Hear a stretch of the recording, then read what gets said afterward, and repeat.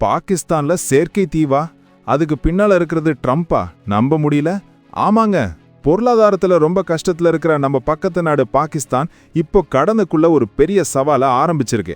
இது இந்தியாவுக்கும் ஒரு செய்தி. ஏன் தெரியுமா? இப்போ எல்லாரும் பணத்துக்காக தான் போராடிட்டு இருக்காங்க. இந்த நிலையில பாகிஸ்தான் திடீர்னு சிந்து மாகாணத்துல கடல்ல ஒரு செயற்கை தீவு கட்ட ஆரம்பிச்சிருக்கு.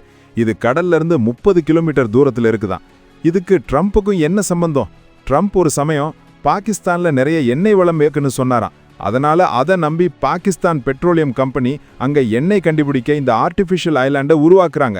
பொதுவா கடல்ல வேலை செய்யணும்னா ஷிஃப்ட் முடிஞ்சதும் கரைக்கு திரும்பி வரணும். ஆனா இந்த தீவு இருந்தா 24 மணி நேரமும் கேப் இல்லாம வேலையை பார்க்கலாம். பயணச் செலவும் குறையும். அடுத்த வருஷம் பிப்ரவரியில இது முடிஞ்சிரும்னு சொல்றாங்க. ஆனா ஐக்கிய அமீரகம், ஜப்பான் மாதிரி பல நாடுகள் இப்படி செஞ்சிருந்தாலும் பாகிஸ்தானுக்கு இதுதான் முதல் முறை.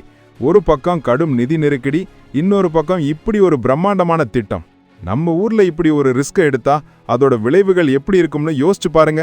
இந்த தீவு கடல் மட்டத்திலிருந்து 6 அடி உயரத்தில் இருக்குமா. ரொம்ப பிரமாதமா கட்டினாலும் இங்க தான் ஒரு பெரிய கேள்விக்குறி நிக்குது. என்னன்னு கேட்டீங்கன்னா, பல ஆயிரம் கோடி ரூபாய் செலவு செஞ்சு கட்டுறாங்க. ஆனா உண்மையில அங்க எண்ணெய் வளம் இருக்கா இல்லையான்னு இன்னும் உறுதியா தெரியல. அடகா, ஒருவேளை எண்ணெய் இல்லைன்னா இந்த மொத்த செலவும் வீண். பாகிஸ்தானுக்கு இது ஒரு தேவையில்லாத பெரும் கடன் ஆகிடும். இது ஒரு பலே ரிஸ்க் இல்லையா? நிதி நெருக்கடியில் இருக்கிற ஒரு நாடு இவ்வளவு பெரிய சூதாட்டத்தை நடத்துது.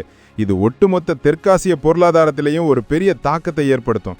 இந்த தீவுல எண்ணெய் கிடைச்சா அவங்க பொருளாதாரம் சூப்பராகும், இல்லைன்னா நிலைமை இன்னும் மோசம். இவ்வளவு பெரிய ரிஸ்க் எடுக்கிறது சரியா தப்பா?